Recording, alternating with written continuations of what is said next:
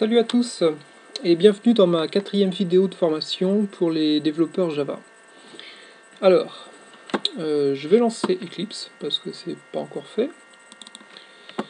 Alors pour rappel, dans la vidéo précédente, on avait créé notre première entité, une entité graphique qui affiche un panneau vert.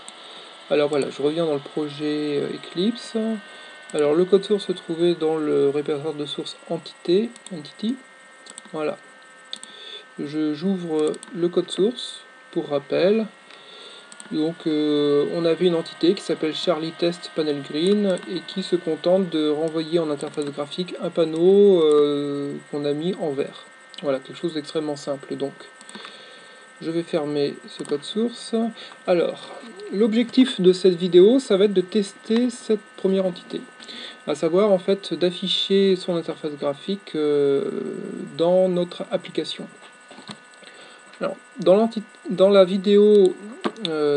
une vidéo précédente, on avait lancé l'application en allant chercher dans le gestionnaire Cassia la méthode main de la classe Cassia main. On avait cliqué ici et on avait fait run as Java application. Et on avait obtenu donc cette interface graphique par défaut qui est vraiment l'interface de l'application vierge, sans rien.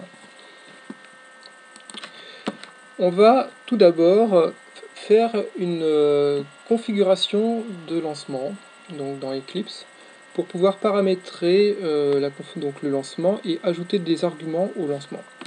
Alors on va faire un clic droit, voilà, Run As, et cette fois on va choisir Run Configuration. Alors, donc la configuration de lancement, voilà, donc là en fait on n'a rien à changer ici parce que donc le projet et la classe principale sont déjà correctement renseignés. Simplement dans le deuxième onglet, argument, on va rajouter l'argument sysout. Alors qu'est-ce que ça va nous permettre de faire? Ça va en fait faire afficher les messages de log de l'application dans la console standard d'Eclipse. Ce qui va nous permettre de voir un peu ce qui se passe quand on lance l'application. Alors on peut cliquer sur Apply et Run. Voilà, notre application se lance, on la ferme directement et on voit que effectivement dans la console d'Eclipse on a des messages, donc qui sont les messages de log de l'application. Alors je vous expliquerai petit à petit comment déchiffrer tous ces messages. Dans un premier temps, vous devez simplement savoir qu'il y a plusieurs phases de lancement. Phase 1, 2, 3, 4. La phase la plus intéressante, c'est la 4e phase qui donne un résumé de l'application au moment où elle se lance. Voilà. Et donc là-dedans, par exemple, quelque chose d'important qu'on peut détecter au premier abord, c'est ici le fait qu'il n'y a aucune entité de trouver par l'application. C'est pas le tout en fait de créer, donc de développer le code source des entités. Ensuite il faut les paramétrer pour que l'application soit capable de les charger en mémoire au démarrage. Et puis après pour les utiliser. Alors, donc on va pouvoir paramétrer ceci en allant donc dans le dernier répertoire de ressources. On va créer le package, new package, gus05.ressources.gus.cassia. C'est le package de base dans lequel on va stocker tout notre paramétrage interne de l'application. Dans ce package là, on va rajouter un fichier de base, un fichier texte qu'on va appeler load. Et ce fichier va nous permettre de spécifier les entités qu'on veut pouvoir charger au démarrage et la manière dont l'application va les trouver. Alors ce fichier va être en fait un fichier properties, un fichier composé de clés et de valeurs. Alors je vais vous montrer comment paramétrer ça. Donc on revient ici, on va prendre le nom de l'application, de l'entité. Voilà, on va mettre le nom de l'entité égal, et ensuite on va mettre le nom de la classe de cette entité, suivi par étoile. Voilà, CTRL S pour sauvegarder. Donc là, ça permet simplement de spécifier au gestionnaire Cassia qu'il y a une entité Charlie Test Panel Green qui peut être, donc qui doit être chargée au démarrage et qui correspond à la classe Green Panel. Étoile, bon, ça correspond, c'est une indication de chargement qui correspond à la multiplicité de l'entité. Donc c'est une notion sur laquelle nous reviendrons plus tard. Pour l'instant, j'en dirai pas plus, simplement qu'on va mettre étoile pour toutes les entités graphiques. Une fois qu'on a fait ça, il ne reste plus qu'à relancer l'application. Pour cela, on peut aller ici et cliquer sur Cassia Main. Voilà, l'application se relance, il n'y a rien à dire de spécial. Et on va juste regarder dans la console les changements. Et voilà, le changement majeur, c'est ici.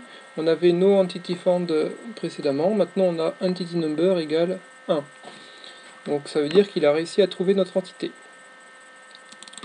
Et bien, la dernière étape, ça va être de lui dire quoi faire avec cette entité. Parce que c'est pas le tout qu'il charge en mémoire les entités, il faut qu'il puisse savoir à quoi ça lui sert. Alors, on va créer un deuxième fichier de paramétrage, toujours dans le package gus05 ressources gus cassia. Donc new file, et celui-là, on va l'appeler prop. Alors, ce fichier-là est très important, donc c'est toujours un fichier properties, hein. Ça va être un fichier qui va spécifier l'ensemble des propriétés de l'application, qui seront pour la plupart utilisées directement par le gestionnaire Cassia, ou bien directement aussi par les entités elles-mêmes. Alors, dans ce fichier, on va rentrer une première propriété de l'application, qui va être app.mengi égale, et le nom de notre entité. Voilà, donc on sauvegarde et on relance l'application. Et voilà. Donc là, on a réussi, c'est-à-dire qu'on a spécifié, grâce à cette propriété app.mengi, que l'interface graphique principale de notre application, donc celle qui doit être donc dans le panneau principal de la fenêtre, est donc notre entité que nous venons de créer. Donc voilà, donc on a réussi à paramétrer très simplement cette entité en créant donc deux fichiers de paramétrage, load et prop. Le premier qui va permettre en fait de spécifier le chargement de l'entité, et le deuxième qui donne une propriété pour utiliser l'entité. Dans la console, on peut voir le changement donc, de ce paramétrage ici. C'est-à-dire que maintenant, on obtient ici, donc dans le run state, app.mengi égale charlie test panel.green. Donc là, il a bien trouvé l'entité comme interface principale. Voilà, et bien je vais m'arrêter là pour cette quatrième vidéo, et je vous dis à très bientôt.